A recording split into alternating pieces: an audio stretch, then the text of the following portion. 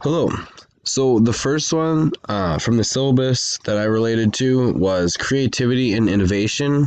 And I feel like websites that we use in class help me see a better way to help or like incorporate technology as a teacher. There's a wide range of like activities that we did, and I think Seesaw is just one that we can like that I can really use in the classroom to like see students progress as well as other students see other students progress.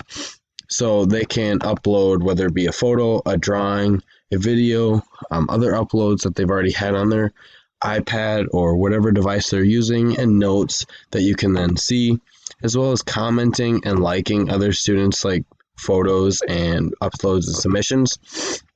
The second one is communication and collaboration. So this one I did was Skype in the classroom.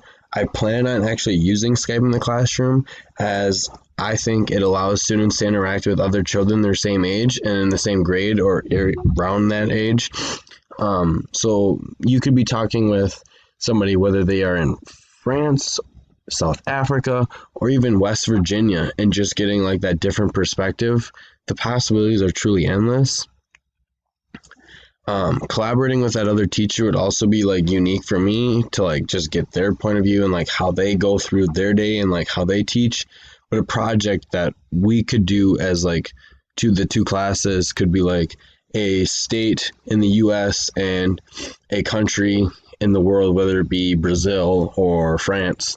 Have two groups or have groups of like two or three from each class work together to then create a PowerPoint on the current history or like the current government and like cool new things that most people don't know about, as well as the history of this state or country, whether it be when it was founded, who settled there, or like just unique cool things to know about that country.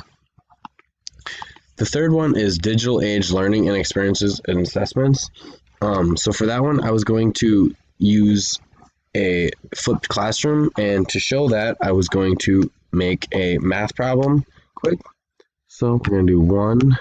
So 3 times 4 over 6. Ooh, that's a bad 4.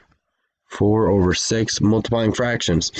So if I have a fraction and I don't have a fraction and I have a whole number, I want to make the whole number into a fraction, and we know 3 is equivalent to 3 over 1.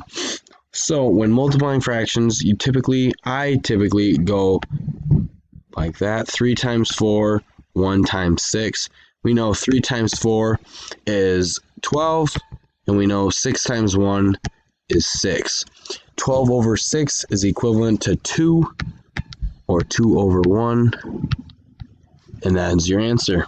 I plan on using Flipped Classroom. I really like the idea of having students in flipped classrooms being at different levels. I know for me, math was always like really easy, and I didn't really like that I would just sit there and like waste time, like because like I was ahead of everybody else. And I think like I can really help with that using flipped classroom.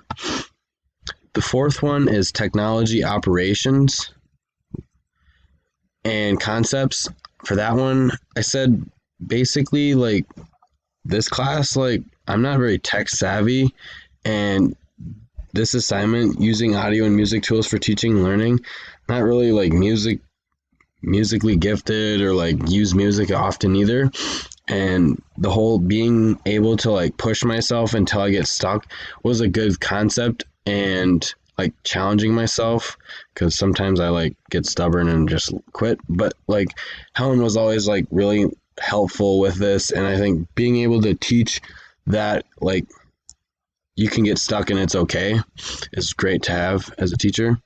And the final one is professional growth and leadership.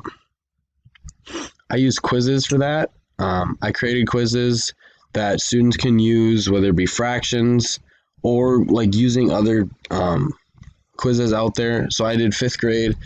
Students can do adding and subtracting fractions. There's some English and language ones, science, weather and climate, social studies. These quizzes can help students like progress and check their progress, as well as me checking in on them, making sure they are understanding the material as I can create classes and reports. Thank you.